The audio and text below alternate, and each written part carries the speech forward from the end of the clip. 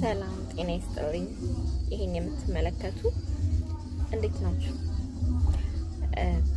ዛሬ ይሄ ቀን እንደ ቀን ተሰጥቶናል። እንዴት አድርገን ነው የምንኖርበት የሚለው የምንወስነው እኛ ነን።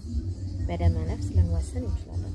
ማለትም ምንም ሳናቅ በቃ ተነስተን በየቀኑ የምናደርገው ነገር እያደረግን ዝም ብለን መኖር ማለት ነው። ከዛ ግራ መጋባት ምን ህይወታችን ላይ ምን ማድረግ ምን መለወጥ እንዳለብን አለማወቅ ወይ ደግሞ የነገን ስቴፕ የሚቀጥለው ስቴፕ መውሰድ አለመቻል የብዙ ሰው ችግር ነው ብዬ አምናለሁ።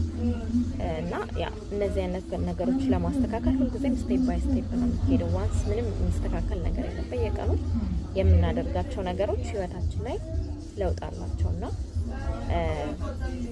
ፐርሰናል ግሮዝ እንትኖችን ማንበብ፣ ዩቲዩብ መስማት፣ በጣም ብዙ አይነት ቪዲዮዎች አሉ ስለ ፐርሰናል ግሮዚንግ እንዴት ህይወታችንን ማሳደግ መቀየር እንዳለብን ማለት ነውና እኔ አሁን በዚህ ሰዓት እየተረዳኋቸው የመጣሁት ብዙ ነገሮች አሉና የምንኖረው ህይወት ድሮ አይምሯችን ላይ የገባልን ነው። በቃ ድሮ ስናድግ ያየነው ከ4 ዓመት እስከ 12 ዓመት ባለው እድሜያችን ከልጅነት ያለው እድሜያችን ላይ ቤተሰብ ስናይ፣ ጎረቤታችንን ስናይ፣ አራውዳችን ያሉ ሰዎች ስናይ ነው ያደግነውና በቃ ይሄ ይቻላል ያ አይቻልም ብለን የወሰንነው እኛ ሞክረን ሳይሆን እነሱ ሲሰሩና ወይ ሲችሉ ወይ ሳይችሉ ያለውን ፓርት ነው እንትን ብለን የመጣነው። ስለዚህ ይሄን ነገር ደግሞ አሁን ላይ መቀየር የምንችለው ምንም ነገር ማድረግ እንደምንችል መጽሐፍ ቅዱስም ይነግረናል።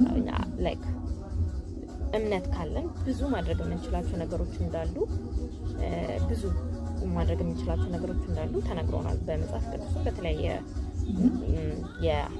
የእምነት ተቋም ማለት ነውና ግን ለምንድን ነው እሱ ያልሆነልን ያለ ነው? የምንሰማው ሌላ ነው፣ የምናደርገው ግን ሌላ ነው። ምክንያቱም ምንድነው ኦልሬዲ አይምሯችን ተቀብሎ የመጣው ነገር ያንን ነው የቆየውን የድሮውን የሰዎችን ነው ይዞ የመጣው። ያ ነው በቃ እንደምንችልም እንደማንችልም ይነግረን ወይ ደግሞ ልጅ ሆነን የተናገሩን ይሄን አችልም ኖ ይሄን አታርጉ ካለማወቅ ማለት ነው። ቤተሰብም ካለማወቅ አስተማሪም በአራውንዳችን የሚኖሩ ሰዎች እነሱም ራሱ ይሄን ነገር ስለማይረዱ በዚህ ምክንያት እንደዚህ ነገሮች ደርሰውብን ሊሆን ይችላል። ግን ከስር መሰረቱ አይምሯችንን መቀየር እንችላለን። ሰብኮንሺየሳችንን ወደ አሁን ላይ ወደምንፈልገው ማምጣት እንችላለን። እሱ ደግሞ በተለያየ የፐርሰናል ግሮዝ መምህራኖች የተለያዩ ሰዎች አሉ። ልክ እንጥቀስ ካለን እንደ ቦብ ፕሮክተር ማለት ነው። እሱ በጣም እንትን ነው። የእነሱ አይነት ሰዎች ደግሞ እኛም ሀገር ያሉ ብዙ አሉ ማለት ነው። ስለዚህ እሱን ማወቅ አለብን። ለዛሬ በቀናል። መልካም ቀን ይሁንላችሁ ባይ